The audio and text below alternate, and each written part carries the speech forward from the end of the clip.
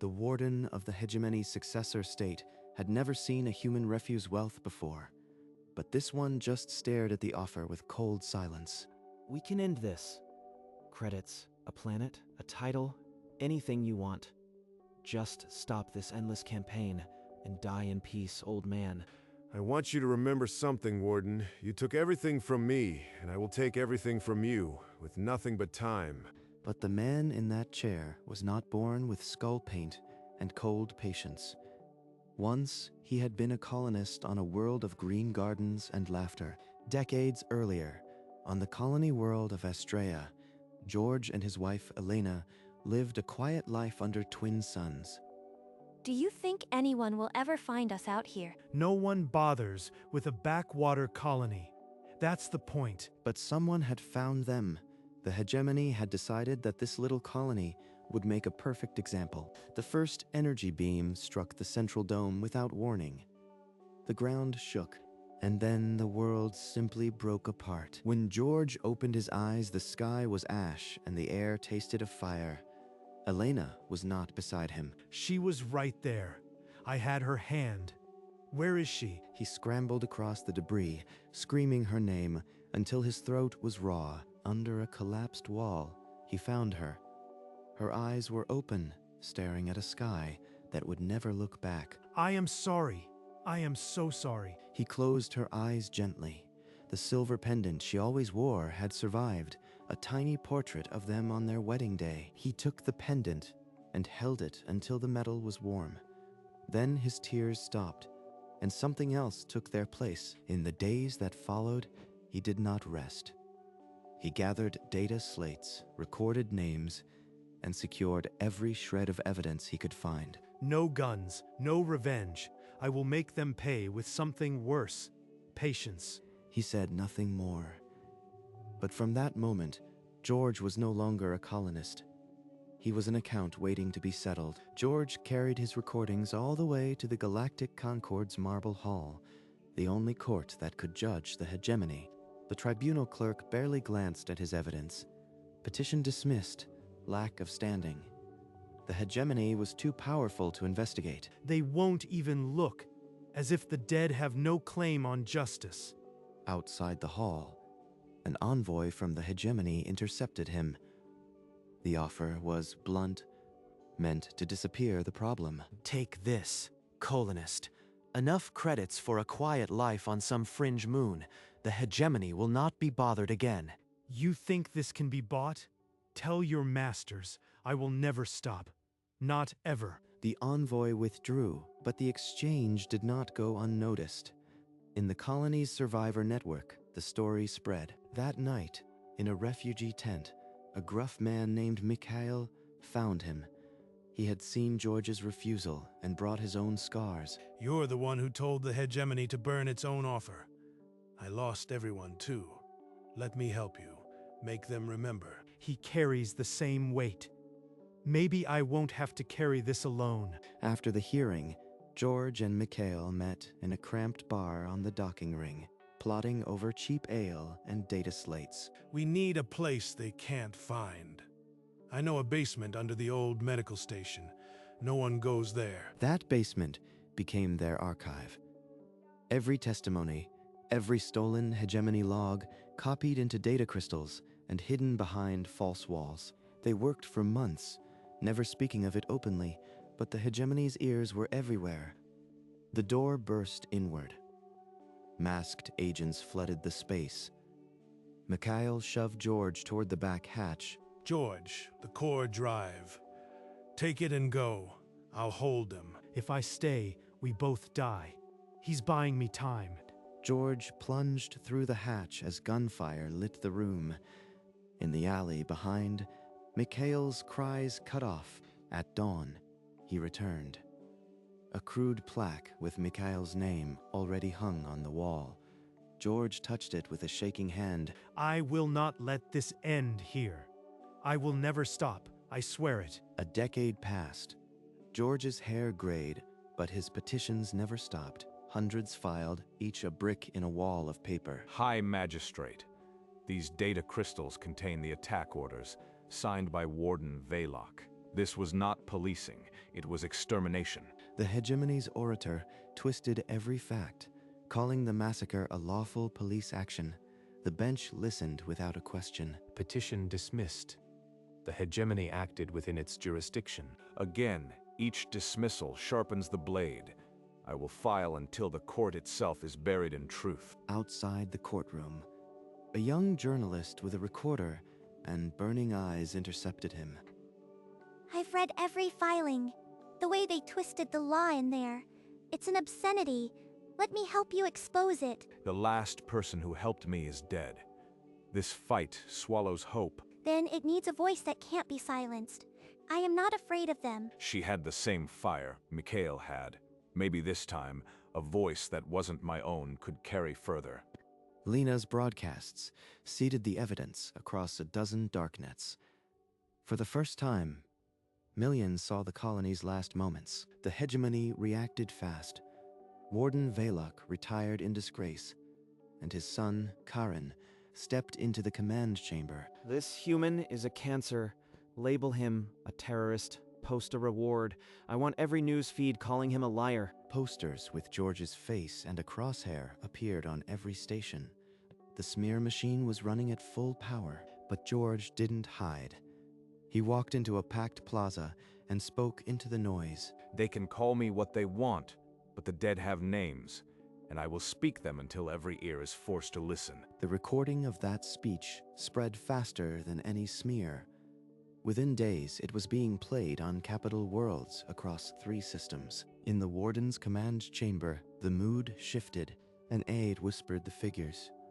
Donations to his campaign had tripled, and 3 planetary governors had publicly denounced the propaganda. He's not just a nuisance. He's becoming a symbol. I need to end this. Permanently. 3 days later, a bomb ripped through the transit hub George used every morning. Glass and smoke filled the corridor. George survived, but his arm was shattered. In the hospital, Lena stood guard while the news feeds spun the attack. They want me afraid, but pain is just another kind of fuel. Karin denied involvement, but the blast backfired. Under pressure from a dozen governments, the Concord granted a formal hearing. George projected the recording, Velok's own voice, cold and clear, captured years ago. Burn the colony. I want no survivors. Make it a lesson for every human world. The chamber fell silent. The High Magistrate had no choice. Velok was censured and ordered to resign, but within a week, Karin stood in the same hall and accepted the warden's staff. The regime had simply changed its mask. One head falls, another grows. This is not victory. It's a longer fight. George understood then. His enemy was not a man. It was a system that would keep replacing its lords. A splinter faction from the hegemony's military offered George a fleet, real firepower to strike at Karin. Number. If we raise a gun, we bury the truth. My whole life says evidence wounds deeper than any bomb. George, they almost killed you. The system just crowns another thug. Maybe we need a different pressure. She's young. She hasn't learned how violence cycles back. I won't let the cause be tainted. But George's body was breaking. His walks to the Concord became labored, each step a negotiation with pain. In his sparse office, he winced as he reached for a high shelf of data crystals. Lena, the archives, the contacts, every filing code. I'm putting them into your hands. When I'm gone, not a single day's delay. You're not going anywhere. We need you now more than ever. Need or not. My body won't wait, but the fight will outlive me. That's all that matters. He handed her the master key. The torch was passing, and the fire never wavered. Karin's propaganda flooded every channel, holos of George as a bitter ghost, a relic who refused to fade. Look at him. A broken old man, decades nursing one wound. The galaxy has moved on. Why can't he? George watched the smear in silence, then seated himself before a recording lens. His reply was not anger, it was precision. I do not hate. I remember. And as long as I remember, the crime remains. It does not age. Within hours, the recording spread across 7 species networks. The simple truth resonated louder than any propaganda. In his command chamber, Karen watched the figures. Support for George had surged 20% overnight. Words are his weapon. The only way to beat him is to take the voice. Permanently. I don't care about the optics. Arrest him. Sedition. Conspiracy. Fabricate the evidence if you must. The warrant was sealed before midnight. Officers in black descended on George's small apartment. They're finally coming. But a cell can't hold the truth. It only sharpens the echo. They took him without resistance. George stood still as the restraints clicked on his wrists, his eyes never dropping. The circular dock of the Concord Court loomed overhead. Karin observed from a high gallery, his smile thin and patient. You stand accused of sedition against the hegemony. How do you plead? I plead the truth, which this court has spent years pretending it never heard. In a bunker, miles away, Lena pressed a single key. George's failsafe activated, a hidden archive of the hegemony's own council recordings. Every public screen blinked to the same image. The hegemony's intelligence director declaring the colony a test of fear, not justice. The courtroom froze. Karen's smirk shattered. The prosecution's case was suddenly a confession. In light of this evidence, all charges are dismissed. The defendant is free. George walked out into daylight, frail but upright. The first hegemony had gutted itself on its own words, but by week's end, a provisional military council installed itself. Karen's shadow still reaching, the system had shed only its skin. The provisional council had a new name, but the same old fear. Karen sent a private channel to George's guarded apartment. This is the final offer, George. Full amnesty, resources, a dignified retirement. All you have to do is make a statement that the matter is closed. You never understood. This isn't about me, it's about what you did, and I will never let it go. The channel cut. In his command chamber, Karen's fingers whitened on the armrest. He'll outlast this regime the same way. We didn't beat him, we just gave him a new target. George turned from the window. On his desk, the next petition was already drafted. 1 empire or 3, it doesn't matter. The crime remains until the judgment does. Across the successor state, officials felt the ground shift. The old man's silence was more frightening than any army. I will never let it go. The words were not a vow from one man. They were a legacy he was already passing down. And somewhere, in a dusty office, Lena was already filing the next 100 petitions. Another decade passed. George's hair was white, his frame bent, but his eyes still burned with that first vow. He sat before a recording lens for the last time. The pendant rested on his chest. My name is George. I was a colonist on Astrea. The hegemony killed my wife, Elena, and 18,000 others. These are their names. He read every name, voice thin but steady. When the list ended, silence stretched like a held breath. When the camera dimmed, Lena, now graying, helped him from the chair. He pressed a data chip into her palm. This chip holds everything. Every name, every file. If I die before it's finished, promise me you'll see it through, no matter how many regimes. I promise. They won't outlast us. Her fingers closed around the chip, and something passed between them older than words. She's ready. I can let go now. That night, George slept without dreams. The torch was no longer his to carry alone. George's body was failing fast, but he refused to miss the sentencing of a minor official from the old hegemony. Before you pass judgment on this one man, I ask the court to hear the names of those he helped erase. He spoke the first name, and the second, his voice paper thin but unbroken. In the warden's palace, Karen watched the live feed, the blood draining from his face. Even now, half dead, he's dragging their ghosts into the light. How do you fight a man who refuses to die? When the transmission ended, George was wheeled home. A quiet crowd had gathered below his window, holding candles. They remember. That's enough. I've done what I came to do. He had never raised a weapon, but his words had now reached further than any bomb. That was his last public appearance. When the balcony door closed, the galaxy knew it had witnessed the final act of a very long patience.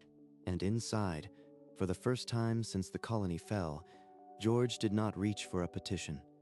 He simply rested. 2 weeks later, in the quiet hours before dawn, George's heart simply stopped. The pendant was still warm in his hand. Lena found him at first light. She closed his eyes the way he had closed Elena's decades ago. The funeral drew thousands, laborers, diplomats, faces from a dozen species. They lined the streets in silence. He chose his own words for the stone. He simply would not let it go. He's finally gone. The nuisance is buried. Now we can rewrite the history without his voice. But that same night, Lena accessed a private vault. George's failsafe had been waiting for this exact moment. She activated the protocol. A dormant network of archives, spread across 50 systems, came alive. The evidence was now immortal. If any regime tried to erase the colony, suppress the names, or close the case, the failsafe would re-release everything, instantly, everywhere. Karen's empire was now a single deletion away from its own undoing, and it didn't even know the trap was set. George had never raised a weapon, but his final act was a bomb made of memory, armed with patience, and it would wait as long as it took. Within a year, Karen's regime passed the decree of silence. Every mention of the colony and its dead was swept from public record. No more archives, no more memorials. We will starve his memory until the galaxy forgets. But George's failsafe was listening. The moment the decree touched the data net, the dormant archive woke. Every screen in every city flickered, and then the names returned, louder than ever. The survivors' testimonies, the intelligence logs, all re-released. In the council chamber, Karen's aides stared at the undying words on their own terminals. The purge had backfired spectacularly. Outrage ignited on 100 worlds. The streets filled with protesters carrying George's face and the names of the dead. The Concord, embarrassed and impressed, imposed emergency sanctions. Karen's power hemorrhaged by the day. Months later, a new fragile ruling council was installed, the third regime to bear the hegemony's name. They'll try again. But the archive is patient. We'll be ready. The stage was set. George's legacy was about to become an unignorable reckoning. The supreme chamber of the Galactic Concord was packed to its highest gallery. Lena, silver-haired and straight-backed, faced the magistrate. We submit the complete archive, compiled across 3 generations. It contains the voice of the dead and the confession of the powerful. She played the recording of young George, his eyes burning through the decades. I watched them burn my home. These are the orders. These are the names. This is not grief. It is evidence. When Karen was called to answer, he sat rigid in the gallery, then rose and refused. I claim executive privilege. I will not dignify this circus with my testimony. The magistrate noted the refusal, and the gallery erupted in murmurs. The first hegemony fell because it lied. The second, because it tried to silence. This third regime inherits their debts. We ask for judgment. The court adjourned to deliberate. Outside, a vast crowd held holographic signs bearing George's face. On Lena's lectern lay a small pendant. The verdict was imminent. The court rose as the High Magistrate re-entered the chamber, the gavel heavy in his hand. A silence deeper than stone fell. The attack on the human colony of Astrea is hereby declared a crime against sapience. The hegemony successor state is ordered to dissolve its military, pay reparations, and surrender all responsible officials for trial. For one breath, the chamber was frozen. Then the sound of weeping broke the seal. Outside, the verdict beam shot across the galactic net. The crowd's roar shook the capital's foundations. On 1,000 worlds, the Empire's banners began to collapse from the data net. First a flicker, then absence. The crest of the hegemony, once feared across the spiral arms, became a ghost of static. He never got to see this day, but he always knew it would come. In the empty command chamber, the warden's chair sat dark. The third regime had lasted just long enough to be toppled by a dead man's memory. The gavel fell once more, and the court was adjourned. Outside, centuries of patience had become a single, unstoppable wave. Concord, enforcers breached the warden's command spire within the hour. They found Karen alone, the screens around him dead. They tore the rank plates from his uniform and marched him past the public gallery. The crowds are holding that skull-painted face. They're chanting his name. My father thought a human's grudge had a half-life. This one outlasted 3 of our empires. In the prison transport, he sat motionless, the engine hum drowned by the distant roar of the crowd. When they locked him in a sterile cell, he stared at the wall for a very long time. We tried to make an example of one man. Instead, he made an example of us. And then, in a voice that held no anger, only the weight of realization, he spoke the words themselves. He really wouldn't let it go. The epitaph was now a verdict, and it belonged to his enemy on the colony world of Astrea. The ruins were now a garden. Wildflowers grew where the domes had been, and a single monument stood on the hill. Lena, her hair silver and her steps slow, approached the veiled stone. The galaxy watched through 1,000 lenses. He never raised a weapon. He never stopped remembering. His spite became our justice. She pulled the cloth, and the simple stone was revealed. The epitaph, chosen long ago by a man who knew his own legacy, stood clear. Then, the recording of George's final testament illuminated the air, his own voice reaching across death. I just wanted them to know we were here. We mattered. The crowd stood in silence. The words were not a weapon, but they had toppled more than any fleet. He never wanted revenge. He wanted the truth to outlast the lies. And it did. The garden had replaced the ash, and the names of the dead were now written into law, forever. That was George's victory. Not a war, but a remembering that could never be turned off. In a lecture hall on the capital world, Lena stood before a new generation, a giant hollow of George's gaunt face behind her. George taught us that the most powerful weapon is memory. We will make sure no empire ever forgets what one human's patience can do. The young faces watched her, some human, some alien, and in their eyes was the same fire George had passed down. Beyond the walls, the galaxy was healing. Star systems once crushed under the hegemony's banners were rebuilding in the light of law. The archive still watched, silent and immortal, a fail-safe that would last as long as the stars themselves. And for the first time in a century, the galaxy took a breath without fear. George's life had become a principle that the powerless can topple the mighty with nothing but time and truth. The most renewable power source in the galaxy had been ignited.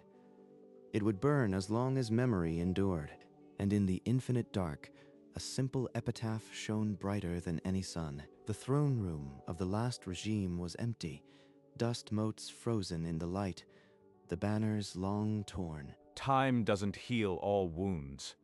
Some wounds become weapons. The broadcast had been recorded decades ago, but it still hung in the air like a curse that would never lift. In his prison cell, Karen had not moved for hours. He really wouldn't let it go. He whispered it to the steel and stone, as if confessing to his father. No reply came, only the cold hum of the life support, and the echo of a name he could never escape. Outside, the stars turned. The galaxy moved on, but in that cell, the legacy of a man who wouldn't let it go was still keeping him company, and the archive waited, patient as the dead. In the centuries that followed, empires rose and fell, but a single name never faded from the galactic tongue, never lost its sting. In every classroom, on every world, the story of George became the first lesson of history, the first warning against forgetting.